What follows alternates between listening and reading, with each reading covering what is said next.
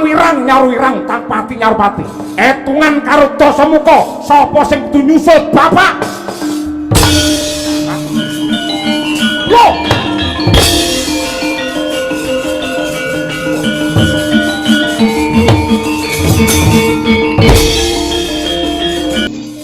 Parangka nata Lokapala Patih Banendra Dasamuka nadyan kowe wong kereng kowe wong kejeng nanging kudune ngerti karo tata krama iki negarane kakangmu iki negarane bapakmu biyen teko lamun ora ngerti karo Udanegara apa abamu kowe melu caleng boloten kebolatengen ora dawa umurmu piye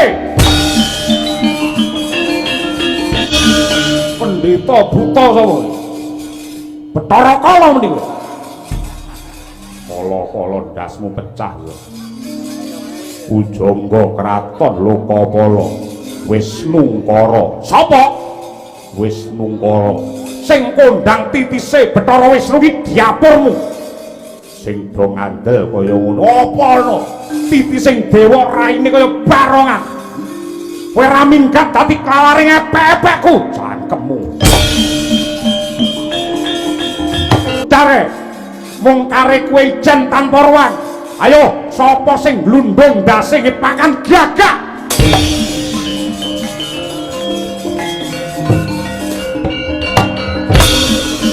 ketiban pedang Mantawa ilang nyawamu Haji Rawa Rontek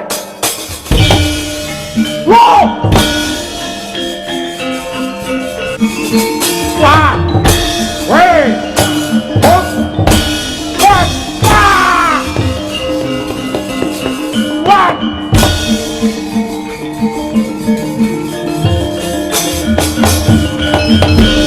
Pancasanya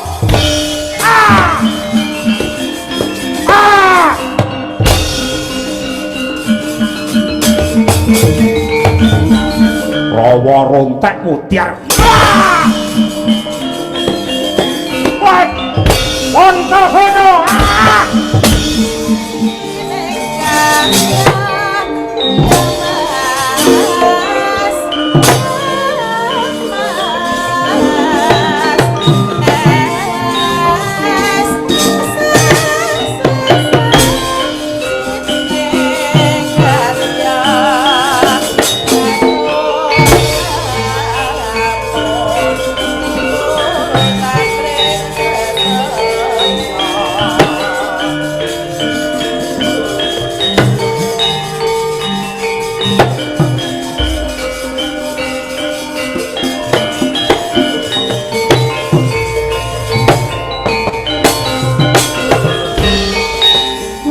asrining pamulat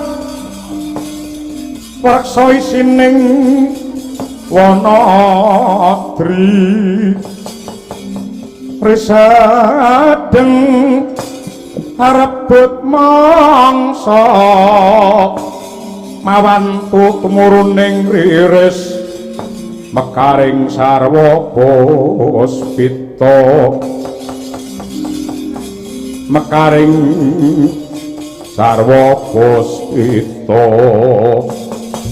ing bandaku ya dunyaku ya amal-amalku dhewe botat elek maling julik marica kawula nuwun wonten timbalan ingkang adhawu sinuwun Prabu Dasamuka miji dhumateng ingkang abdi kula pun kala marica kowe adoh ndak awe cedhak saya ndak raketake mergono bab wigati yang bakal ndak babar nadyan Dasamuka ya Prabu Rahwana Raja wis Nyakrawati mbau denda ora kurang sawiji apa anggitku mangkreh negara Ngalengka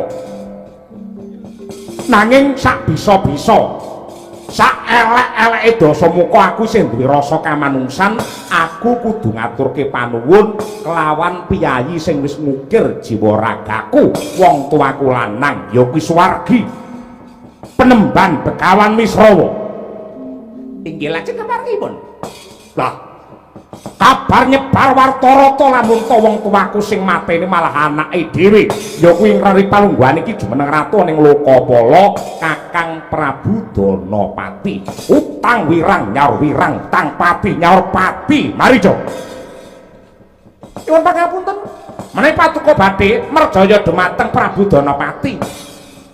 Sumelanging manah kula kuwatosing batos kula menawi malah Paduka mangke nandhang wirang sinuwun. Kok ngono? Sebab apa?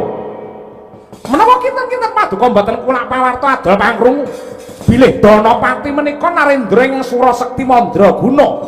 Kok iso ampuh sebabe karana anggadhuh warisan kadigdayan saking Begawan Wisrawa ingkang naminipun Aji Rawa Rontek. Dayanipun Prabu Danapati mboten saged pejah nadyanto sedina mati ping 17 paribasane nanging tetep saged paluya jati-jati temah mulya sinuwun.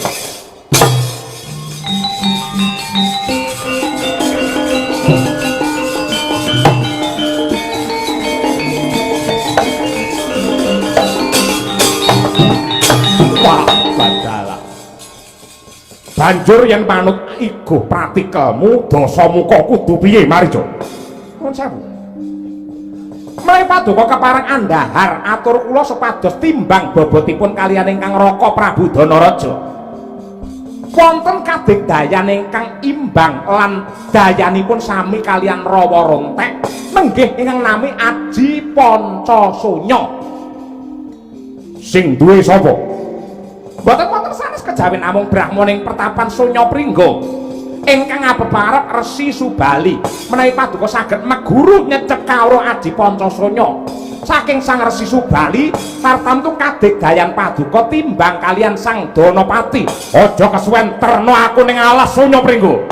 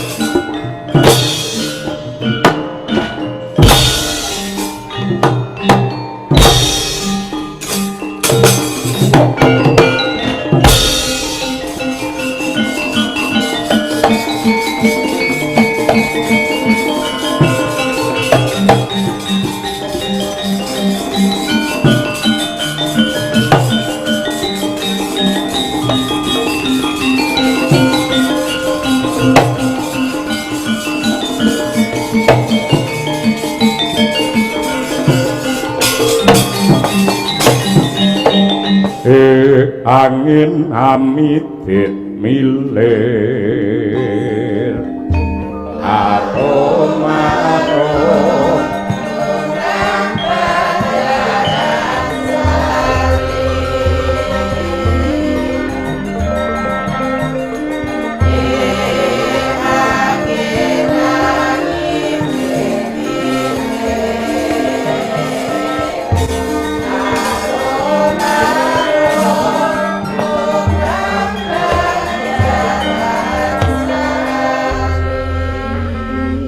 sunare srengenge tan bisa nrabas wana Sunya Pringga.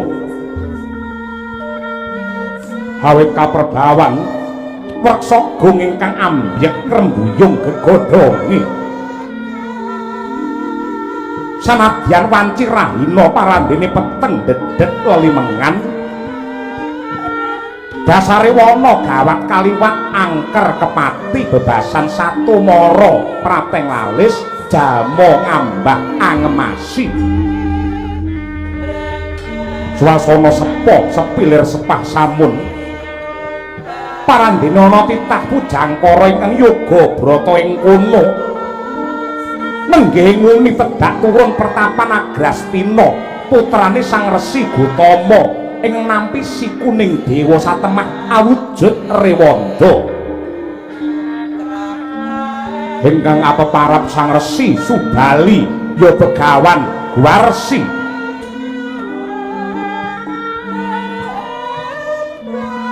Apa to darunane Sang Subali pinaringan derajat kabrahmanan karo rasa pamuja tatas buntas ing kawruh wawa anyakup isining jagat bumi geni banyu angin sarta swasana ingkang tinarik dening Sang Resi dadya kekuatan aji Pancasanya. Ucap ora kaya ing lampah dirgantara Sang Dasamuka lumayang ing akasa dupi pener sak nginggile Sang Resi Subali kontal kalenggah dawah kebanting.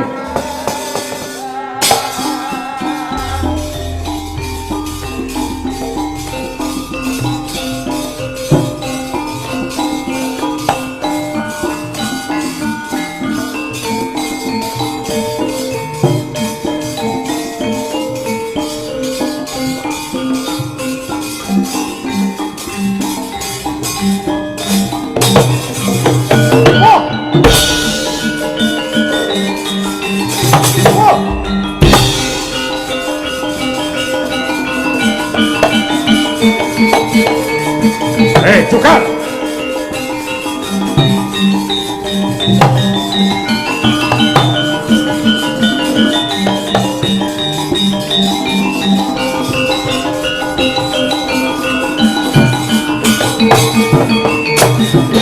Kumasanya pratangga windu wiyat amun-amun lirku mampang malebek mantolot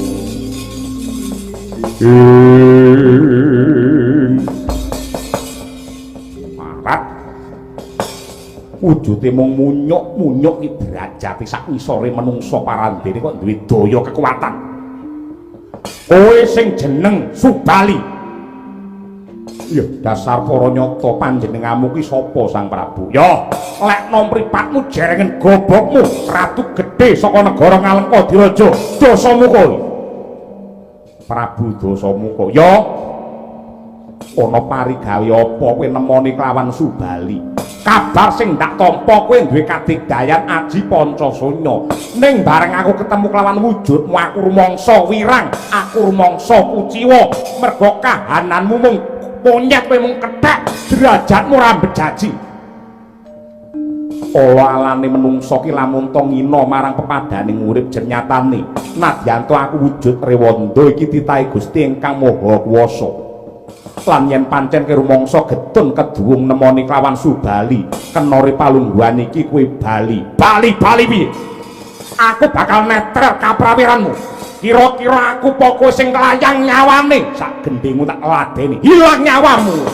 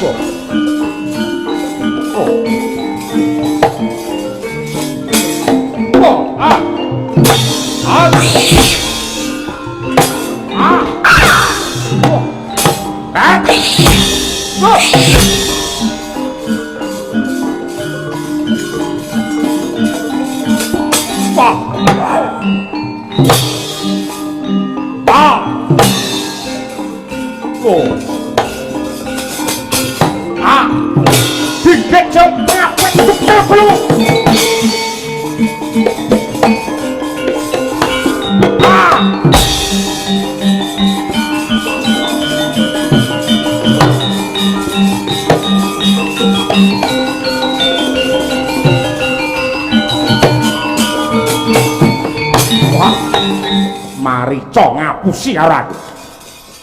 Jare Resi Subali kadigdayane kliwat ukur ora bisa mati. Ning nyatane tak tibani siung pengaping gletak ora obang. Nyata Sura Sekti Mandraguna tangi wae. Loh!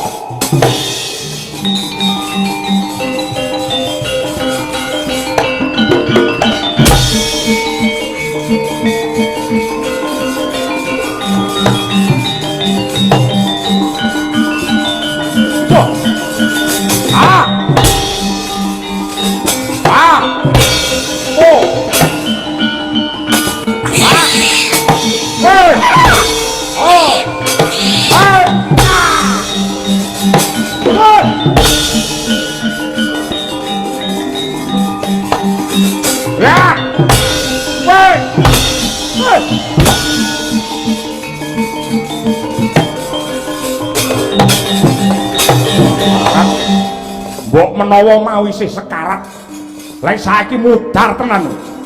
Gulumu wis tugel to. Ora mati derajat apa? Mati piye? Lho!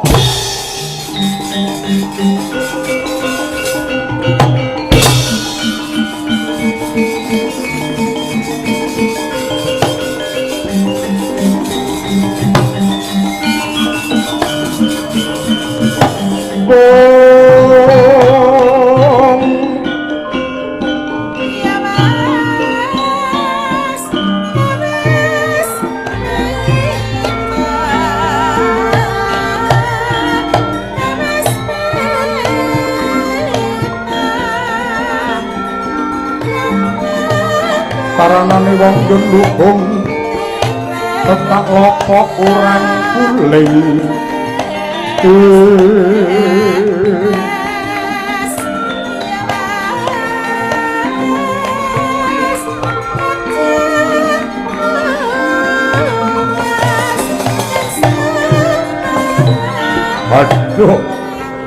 Aduh Kakang Subali, aku tobat Kakang, aku ngrumangsani luput. Aku wani murang susila marang panjenenganmu Kakang. Dina iki aku pasrah jiwa raga arep kok jur, arep ndok remuk kok luluh, dasa muka mung manut Kakang. Dasa muka Pangeran wae kersa ngapura marang dosane titah. Ya gene padha-padha jinejer titah ora gelem gedhekake rasa asih. Aku bakal ngapura marang keluputamu waton kowe gelem dandani pakartimu ingkang semungah sesungaran Rahwana. Ya Kakang, ya aku tobat tenan. Malah yen dikeparengake aku kepingin meguru marang panjenenganmu, nadyan dadi ketiplak, dadi gedibal, dadi kesetmu aku saguh waton Kakang Subali kersa nampa pasuwitanku. Dasa muka ya gene adreng niatmu lan karepmu kepingin suwita marang aku.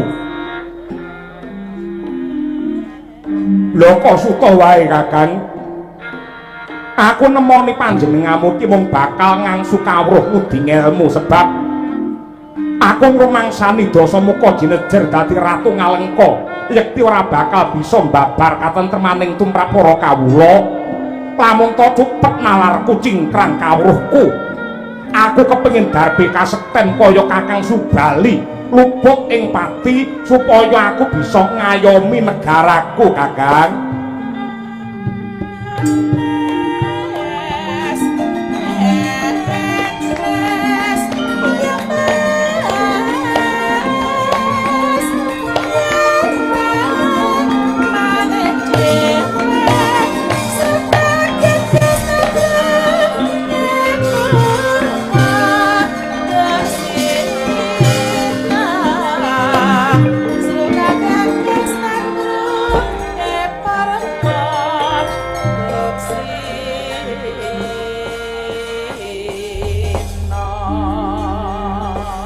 Prabu Dasamuka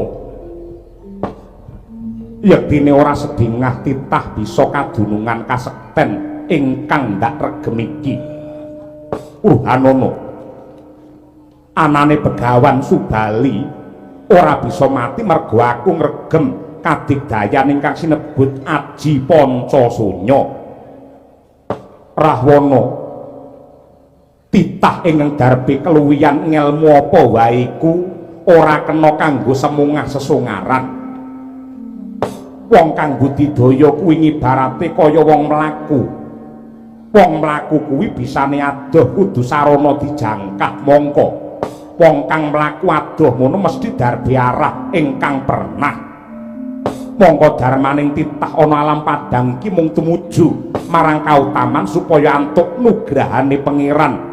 Apa kira-kira kowe saguh ngelakoni kabeh sing ndak sebutake mau Dasamuka?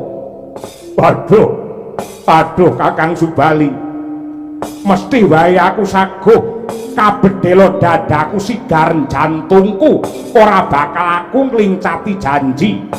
Samangsa aku wis sembodo anggaduh Aji Pancasunya, aku bakal nggunakake kadigdayan mau kanggo srana hayune sagung dumadi Kakang.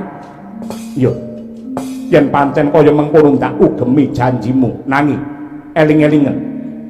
eling-elingen kok nganti kowe cidra ing ubaya kowe bakal nandhang Papa Cintraka ngrasakake pasiksan ingkang tanpa watesan, malah ripalungguhan iki pancen madhep mantep rasamu maju lungguhmu, tatanen rasamu kowe bakal ndak wisik Aji Pancasunya Dasamuka. Tan samar pamoring sukma Jinuk semaya winah yoing sepi tinimpen telenging kabu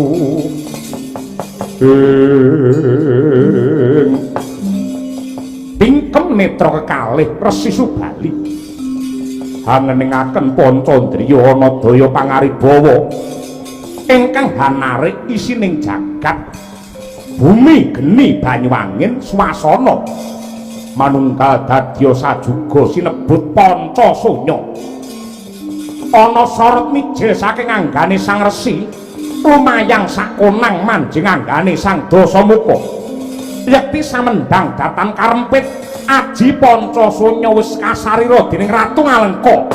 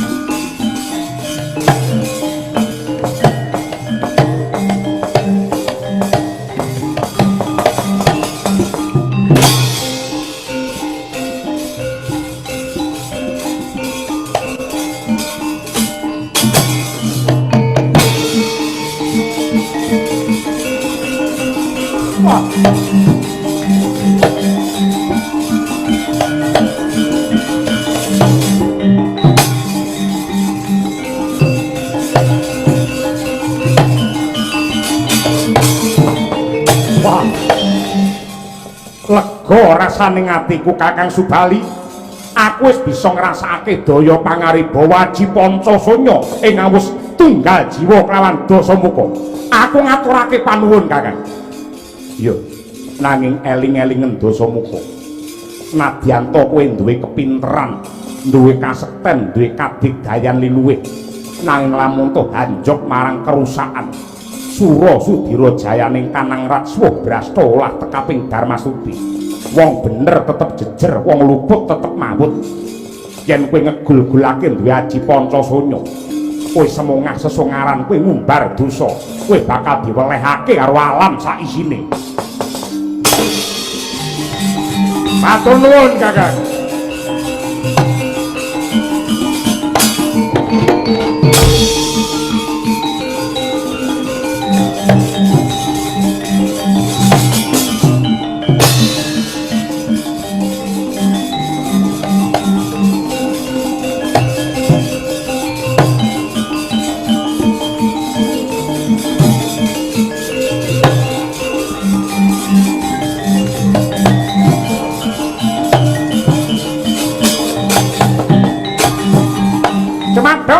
Sinuwun. Aku wis gegem aji Pancasanya. Mari, Cok. Nanging mestinipun wonten wewaleripun. Ya, aku ora kena tumindak cidra, ora kena ndeder dosa. Ning aku ora nggugu tembunge monyet, ora gagas tembunge kethek. Sing baku ripalungguhan iki aku wis anggadhuh kadigdayane luwih sing timbang bobote karo Kakang Danapati. Ijen tanpa ruang luruke negara Lokapala.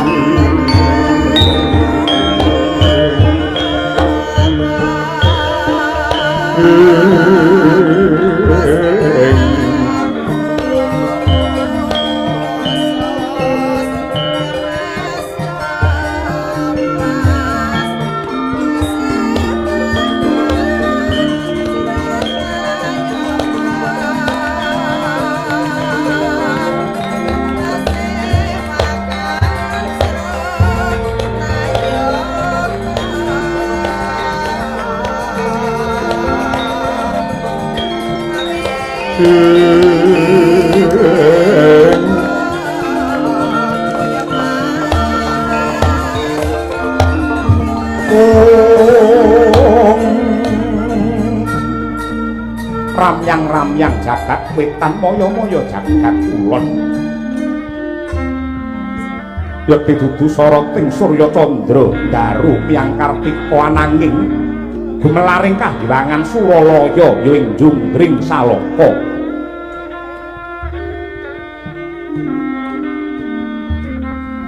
Sumunar mawa teja ingkang mapan wonten ing bali Araras Marcu Kundha Mandik tetungguling para Jawata watak nawa nenggih Sang Hyang Giripati ya Sang Hyang Jagat Pratingkah ya Risang Bathara Guru. Ingkang kadhep kami tuwaning dewa Jawata ing suduk pangudal-udal Sang Hyang Narada miwah Jawata ing Salendra Bawana Sang Hyang Bathara Surapati ya Bathara Indra.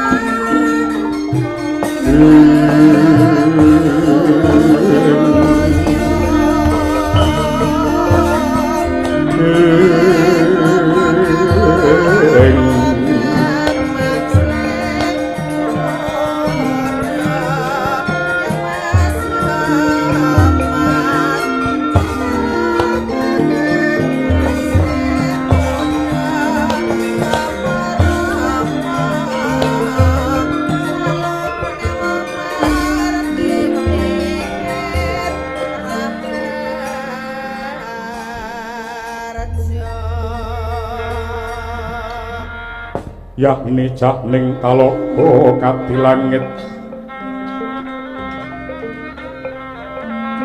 mambang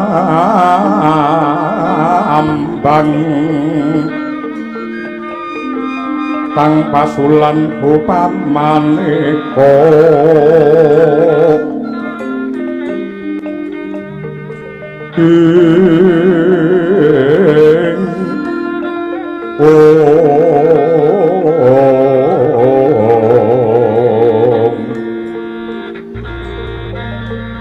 lintang tulya kusuma ya sumawur Hong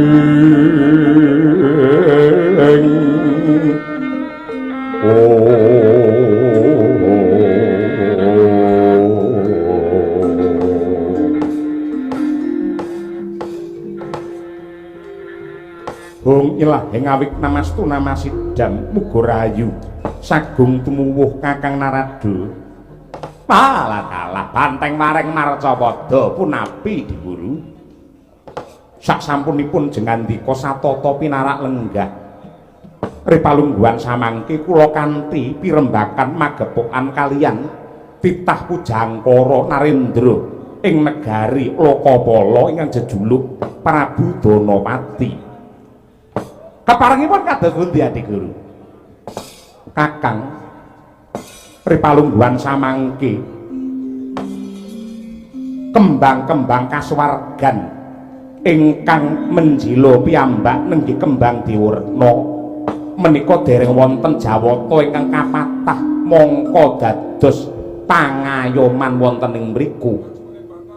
Dah dene dasar kula badhe ngangkat derajat kamulyanipun Danapati mongko dados dewa wonten kahyuwangan angreksa dumateng kembang kasuwargan menika wonten 3 ingkang sepisan Danapati tigen mugen panembahipun dumateng Pangeran Gusti ingkang Maha Nasa ingkang angka kalih Danapati bisa ngangkat kamulyaning para kawula Lokapala ingkang andadosaken ing negari kala wau gemah ripah loh jinawi kejawi saking menika Kakang ugi sinurung sinebul subratanipun Resi Wisrawa ingkang tapa brata wonten tepining Bengawan Gangga ngantos sak pejahipun ndongaaken tumrap kamulyan lan kawibawanipun Danapati menika dasar kula badhe ngangkat dumateng kamulyanipun Ratu Lokapala kala wau Kakang Narada Jagok luruk rame kabiarsi lawa kalong luru pandelian jrek kawananing samune wetan bangsulaipun pancine wus bangun enjang ayo ruang hamurwani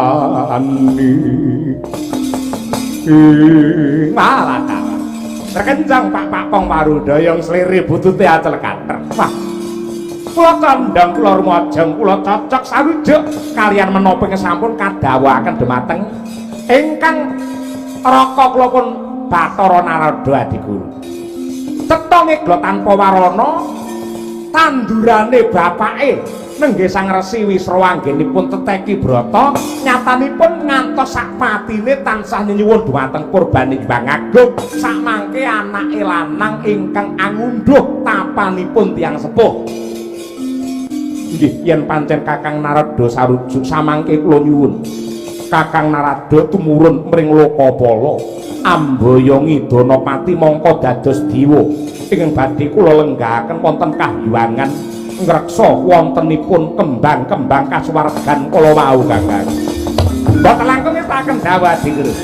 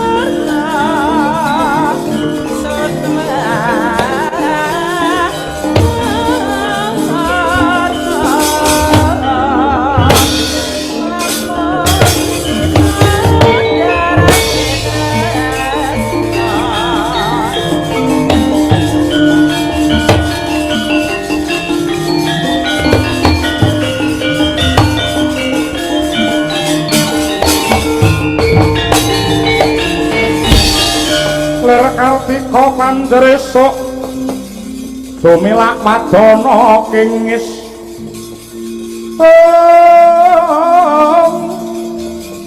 Pengasabining kusuma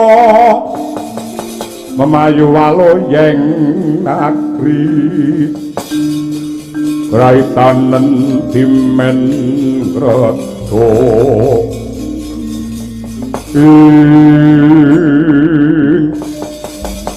aduh Rama Penemban wis nungkara kawula nuwun wonten timbalan ingkang adhawuh anak Prabu Danawati ngantos ripalungguhan samangke taksih gawang-gawang mungguing pandulu anggen kula nggindhong dosa satemah dados rana Kanjeng Rama Wisrawa ingkang nindakaken yoga brata ngantos kinukut dening Dewa Seda Muksa wonten ing satepining kali Gangga Rama. Nuwun sewu nggih anak Prabu Danapati. Sedaya kala wau sampun dipun kersakaken dening Kang Rama. Malah ripalungguhan samangke kula dherekaken meminta dumateng nugraning Hyang Agung. Njurung donga dumateng Ingkang Rama Sang Resi Wisrawa mugi-mugi pikantuk kamulyan wonten ing kasuwargan. Nanging nuwun sewu sinuwun kalilan kula pun patih Banendra matur, "Piye Banendra?" Ingkang malah ndadosaken ribeting manah kula boten wonten sanes namung pakartanipun ingkang rayi ing Ngalengka Diraja Dasamuka. Ingkang rinten dalu tansah ndeder kanistan nyahak kamardikaning liyan dak siya dumateng sesamining titah. Menika ingkang ndadosaken ribeting manah kula sinuwun. Lah ya bab kuwi Banendra. Upamaning kono wektu ingkang prayoga aku kepengin nemoni Dasamuka ngelikake marang dheweke supaya eling marang Purwadaksina lajer bebener kudu ditengenake eling-eling liyan mandane Rama Resi Wisrawa.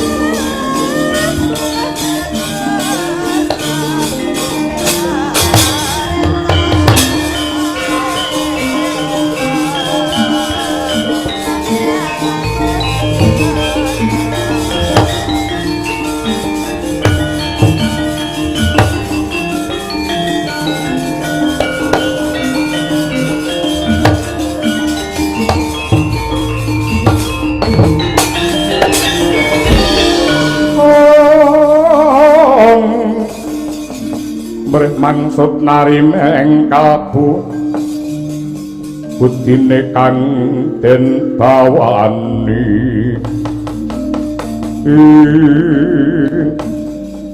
kadangipun Kakang Yayi Dasamuka muga-muga andayani panjanging yuswamu nembe wae pun Kakang lan para sentana praja Lokapala ngrembug lawan kahanane Dasamuka. Kowe ngrasani aku kan? Kowe mesti ngrasani elek karo Dasamuka. Ora kok diora. Ya mung aku kepengin gandeng tanganmu tengen mbathutake darmane Kanjeng Rama Wisrawa tumuju marang dalan suci lan rahayu Yai. Wis, ripalungguhan iki ora perlu kowe kakean gunem sing tanpa guna. Cekak cukupe wong sak jagat nekseni umat padha ngakoni lamun to patine Kanjeng Rama Wisrawa ki ana tangane Kakang Danaraja. Mula ripalungguhan iki dadi anak lanang sak wengis-wengise Dasamuka, sak kejem-kejeme Dasamuka ora bakal aku tega mentala mateni karo wong tuwa sing wis mukir jiwa ragane. Utang wirang nyaur wirang tanpa pati nyaur pati. Etungan karo Dasamuka, sapa sing kudu nyusul bapak?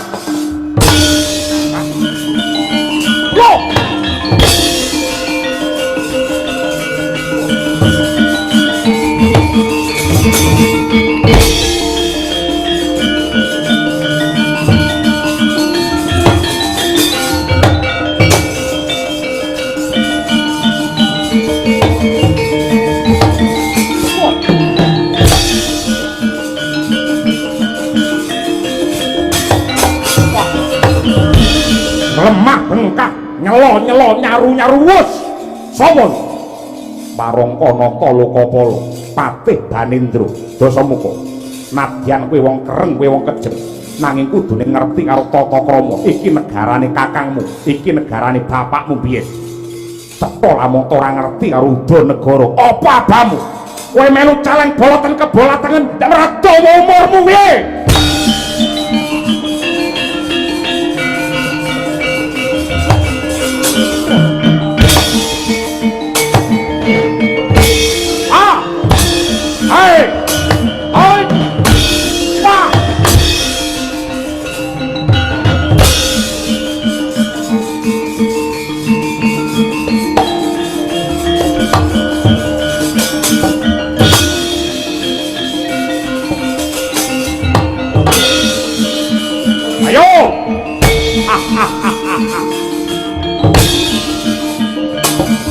biar pedot dulu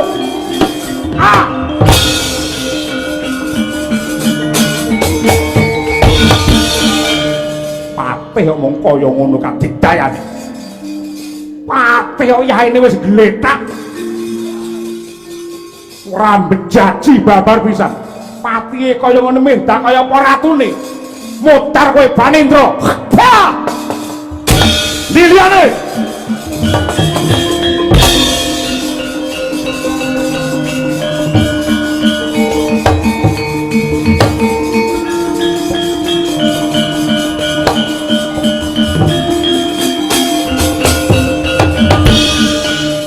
buta sapa Bathara Kala menika kala-kala ndasmu pecah lho Pujangga kraton Lokapala Wisnungkara sapa Wisnungkara sing kondang titise Bathara Wisnu ki diapurmu sing do ngandel kaya ngono apa ana titis sing dewa raine kaya barongan kowe ra minggat dadi klawaring epek-epekku cangkemmu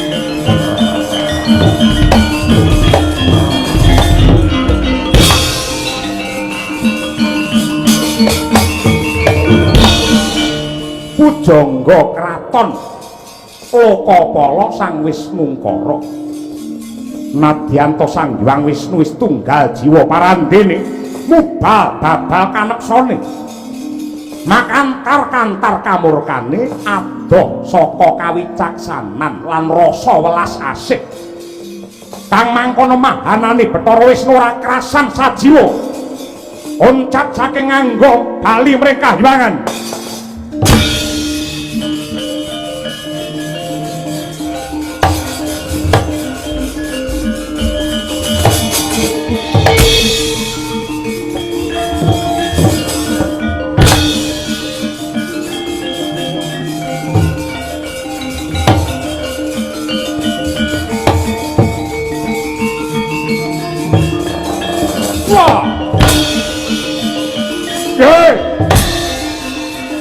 buta apa?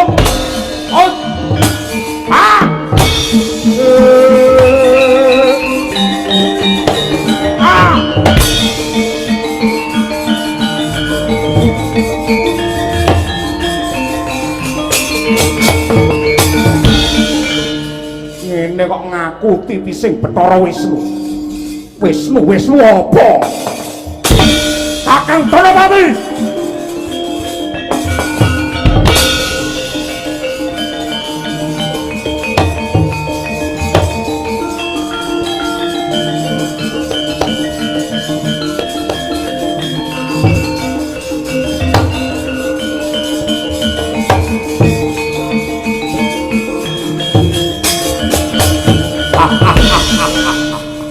Kowe mesti keder jantungmu. Mringkus sing dadi kaprawiranmu sawangen Senopati Pujangga sing kok gul-gulke kae Banindra mati kae Wisnungkara modar mung kare kowe ijen tanpa ruang ayo sapa sing glundung ndase ngepakan gagak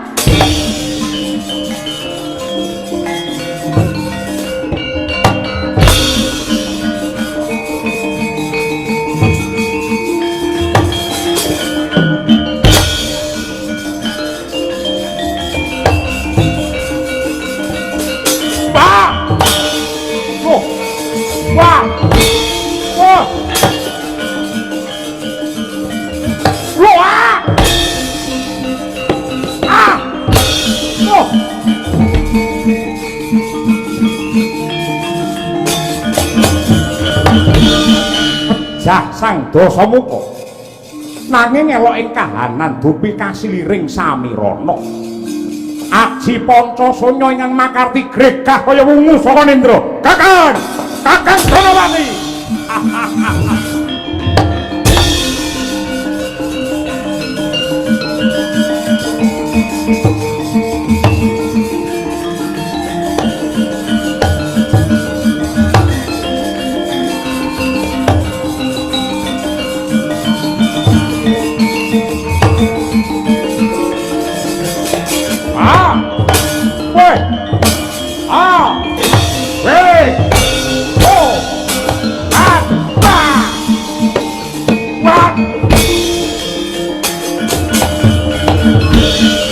Gondro sepiro ketiban pedang Mantawa ilang nyawamu Haji Rawa Rontek wah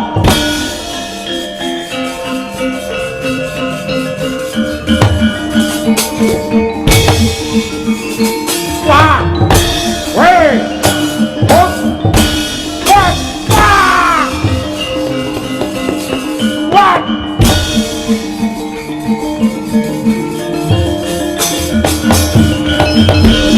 Pancasanya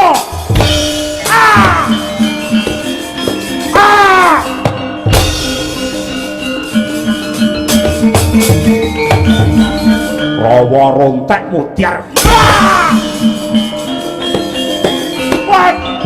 Pancasanya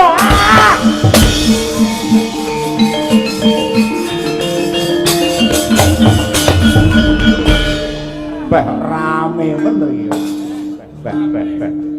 ya carane ngene ora iso ngantuk ngene. Rumasaku Dasamuka karo Danapati ling gleleng. Siji Pancasanya, siji Aji Rawa Sotek. Anu Rawa Rontek lha. Lah kaya ngene do umu-umuan kadigdayan mongko padha-padha ratu njur sok kapan jagat iki iso tentrem. Hei, Danapati Damar Mancung dicupet ana kanugrahan sing luwih gedhe tinimbang ning kene.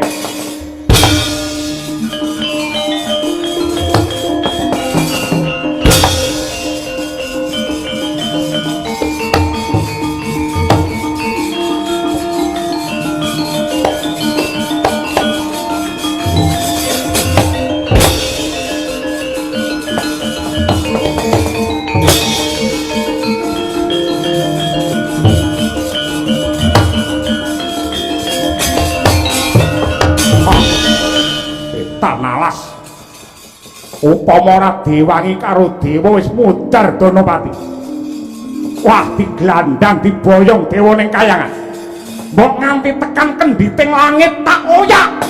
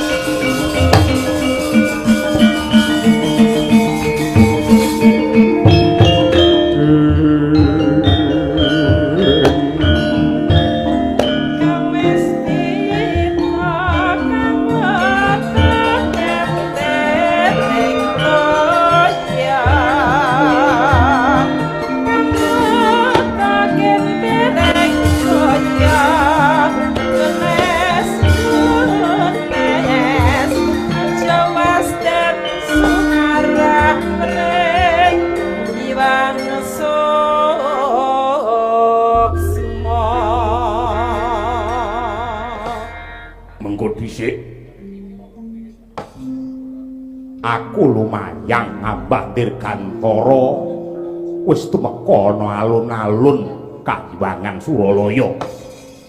Yen ra kleru iki mapan ana ing repat kepanasan. Lah kok dadi iki ana wong wadon ingkang sumunar mawa cahya blereng mripat. Nadyan to aku ngamuk punggung Suratamtaha, anggenku makantar-kantar anggere wis mubal babal kanepsonku yen dosa muka wis muring ora ana wong sing wani ngelekke ning bareng aku adu arep karo kowe kaya dilolosi otot bebayuku. Kowe iki sapa wong ayu? Kowe tambuh marang aku. Aku widodari saka Kahiwangan. Jenengku ya kuwi Batari. Batari Widowati.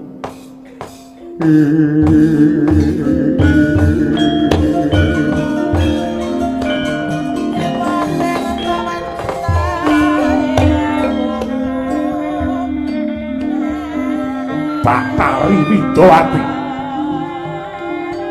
Ya dasar Pranyata. Nadyan to para widodari ning kayangan racake aku wis sumuruk. Sing ayune pancen kegila-gila nanging lagi iki aku weruh.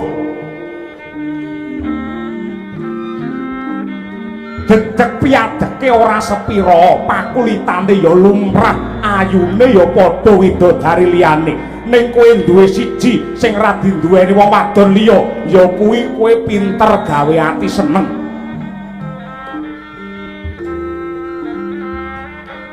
Ri palungguhan niki aku arep goleki Kakang Danapati.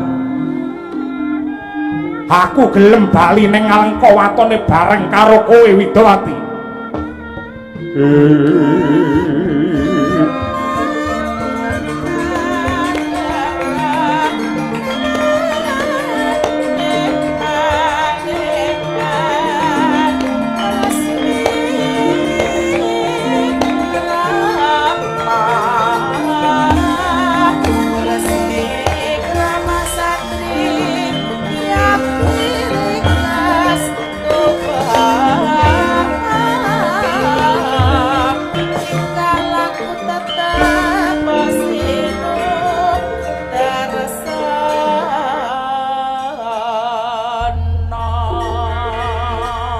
Bloko Suta blak kotang terus terang aku tresna karo kowe Widowati.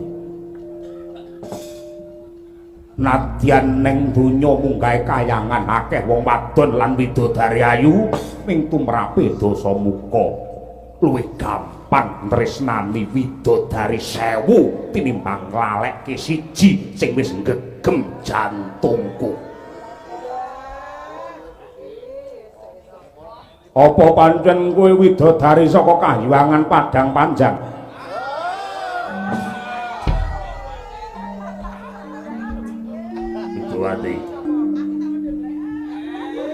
Widowati. Aku tresna karo kowe. Wong lanang nadyan kliwat ukur sing dadi kanepsane aku duwe kasekten sing bisa nggulung jagat kaprawiranku sak donya dewa kabeh iring nanging nyatane aku iringku malah karo kowe Widowati. Tak entengke patiku nyemplung traka jahanam yen ora bisa nggendong kowe. Widowati kowe nang endi?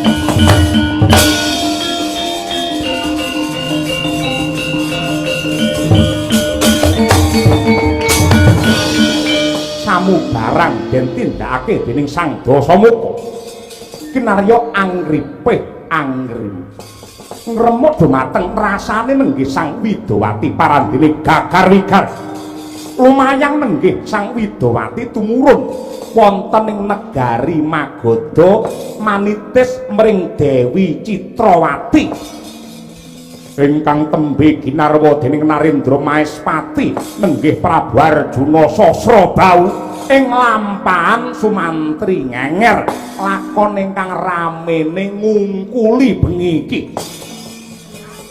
arandene kedaden candhet ora kaya wisudan dewa anyar wonten Kahyangan Surawaya.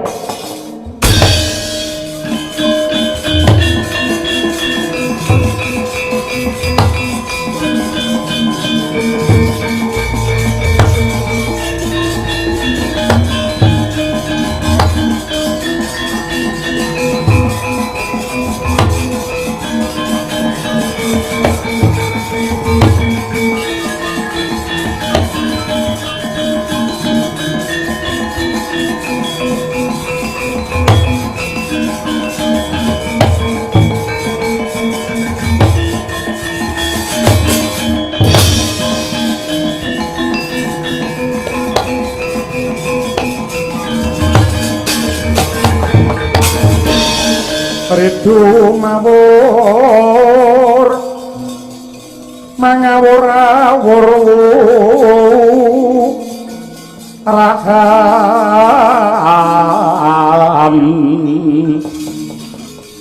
tengaraning jurus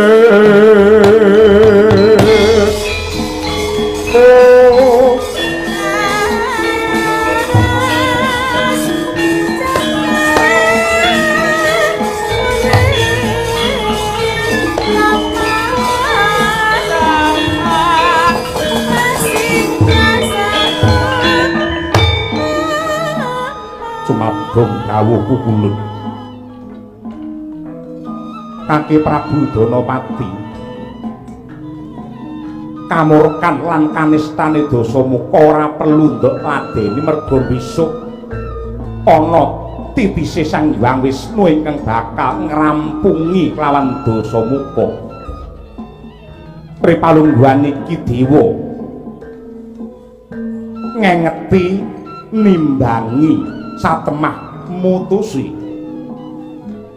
saka gedhe lelabuhan kita lan sinurung kelawan puja bratane Resi Wisrawa ndak tetepake jeneng sira ndak angkat dadi wakiling para kawula lenggah ana ing dampar kadiwan mapan ana Kahyangan Puspita Kawedar kewajiban kita ngreksa kembang kasuwargan mligine kembang Dewaretna ya muga-muga kanthi Danapati angreksa kembang Kahyangan ambabar marang pangaribawa ingkang arum sarta nengsemake andayani kabeh para kawula ing Tribawana sumrambahe para-para ingkang ulah budaya bisa mesem guyu merga kesrambah dening dewane kembang ingkang sungkabagyan marang para ulah budaya ulun paringi tetenger utawa bebisik Bathara Danis Wara ya Bathara Danapati